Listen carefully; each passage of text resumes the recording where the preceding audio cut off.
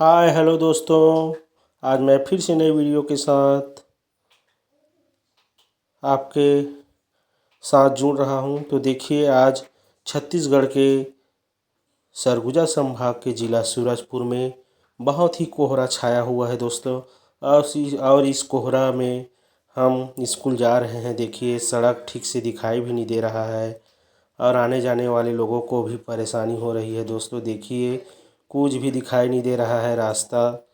ये देखिए, बहुत ही कोहरा छाया हुआ है और हम स्कूल पहुंचने वाले हैं। ये देखिए, हम स्कूल पहुंच गए हैं और स्कूल का दृश्य देखिए दोस्तों।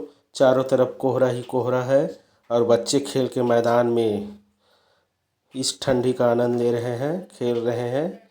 ये देखिए, हमारे शिक्षक गण भी वहीं पे खड़े हुए हैं और ये लोग भी ठंडी का आनंद ले रहे हैं। ये देखिए, चारों तरफ कोहरा ही कोहरा छाया हुआ है दोस्तों।